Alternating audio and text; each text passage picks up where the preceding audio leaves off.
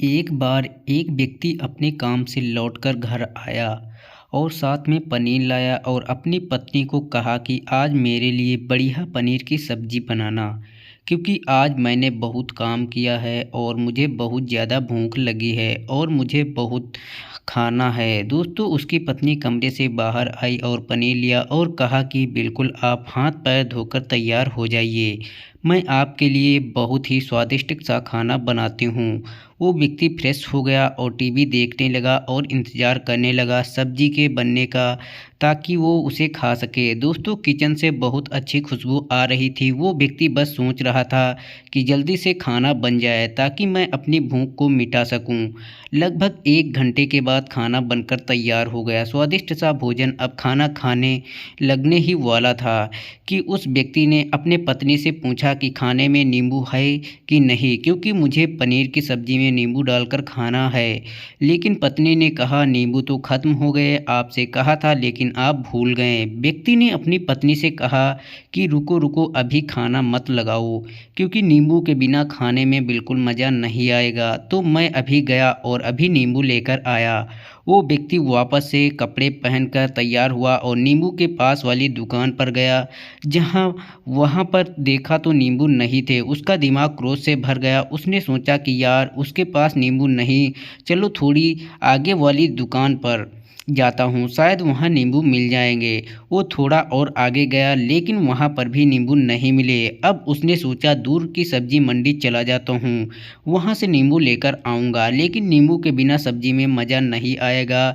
करीबन आधे घंटे के बाद वो करीब के सब्जी मंडी में पहुँचा। वहाँ पर उसे नींबू मिल गया और वह बहुत खुश हुआ कि चलो नींबू मिल गया और अब मैं घर जाऊँगा और सब्जी में नींबू डालकर अच्छे से सब्जी खाऊँगा। अब वह खुशी खुशी नींबू लेकर घर आया और अपनी पत्नी से कहा कि जल्दी से सब्जी गरम कर दो, रोटी गरम कर दो और नींबू काट, ताकि मैं अच्छे से खाना खा सकूं। दोस्तों, अब थाली लगाई गई और सब्जी परोसी गई और नींबू रखा गया। दोस्तों, उसकी पत्नी सामने ही बैठी थी और वो व्यक्ति थोड़ी देर के लिए कुछ सोच में पड़ गया। उसके बाद उसने नींबू को प्लेट उठाई और दरवाजे से बाहर की ओर फेंक दी और ज़ोर ज़ोर से चिल्लाने लगा कि मैं जीत गया, मैं जीत गया। पत्नी ये देखकर घबरा गई और कहा, ये पागल तो नहीं हो गए हैं, इन्होंने सारे के सारे नींबू दरवाजे से बाहर और क्यों फेंक दिए हैं। दोस्तों, उस पत्नी ने उस व्यक्ति पर चिल्लाया और कहा कि आप पागल हो गए हो, अभी तो इतनी देर तक नींबू के बारे में पूछ रहे थे और अभी जब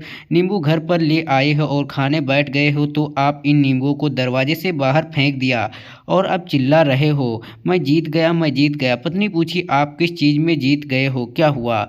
अब व्यक्ति खुशी खुशी बैठ गया और अपनी पत्नी से कहा, आप भी बैठो, इत्मीनान रखो, बताता हूँ कि क्या हुआ। आज सुबह से ही मेरी जीत मुझे अपने बस में करने की कोशिश कर रही थी। जब मैंने बहुत काम कर लिया तब मुझे बहुत तेज़ भूख लगी थी। जब मैं घर पर आया तो तुमने बहुत ही स्वादिष्ट सब्जी बनाई, उसकी खुशबू मेरे नाक में गई। फिर मेरी जीभ ने कहा कि इसे अब नींबू चाहिए। मैं पास वाली दुकान पर गया लेकिन वहाँ नींबू नहीं मिले।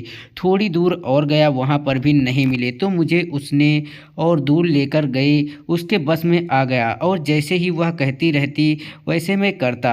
अब मैं वैसा ही करता गया जैसे वो मुझसे करवाती गई, लेकिन अंत में मैंने विजय प्राप्त कर ली। मैंने उसे उठाकर बाहर फेंक दिया और कह दिया, तुम्हारा मुझ पर कंट्रोल नहीं है बल्कि मेरा तुम पर कंट्रोल है और मैं जीत गया। क्या आपको समझ में आया है कैसे अपनी इच्छाओं पर विजय प्राप्त करें?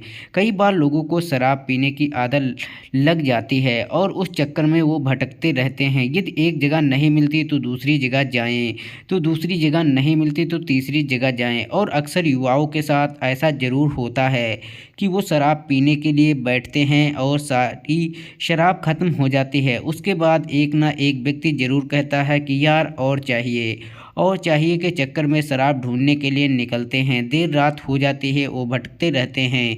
एक जगह नहीं मिलती तो दूसरी जगह जाते हैं, दूसरी जगह नहीं मिलती तो तीसरी जगह जाते हैं और अपने समय में पैसे अपने आपको बर्बाद करते रहते हैं। यदि आपने अपनी इंद्रियों पर विजय प्राप्त नहीं किया तो आप भी नींबू की खोज में सिर्फ भटकते ही रहेंगे और हमेशा परेशान रहेंगे। इसलिए अपनी इंद्रियों पर काबू पाइए और अपने जीवन को खुशी खुशी बिताइए। आशा करता हूँ कि इस स्टोरी के माध्यम से आपको कुछ ना कुछ सीख ज़रूर मिली होगी। अगर मिली हो तो अपने दोस्तों के साथ ज़्यादा से ज़्यादा शेयर करें और ऐसे ही मोटिवेशनल स्पीच और इंस्पिरेशन वीडियो देखने के लिए हमारे चैनल को सब्सक्राइब जरूर कर लें और साथ ही साथ बेल आइकन को ज़रूर प्रेस कर दें ताकि हमारी हर एक वीडियो का नोटिफिकेशन आप तक ज़रूर पहुंच जाए।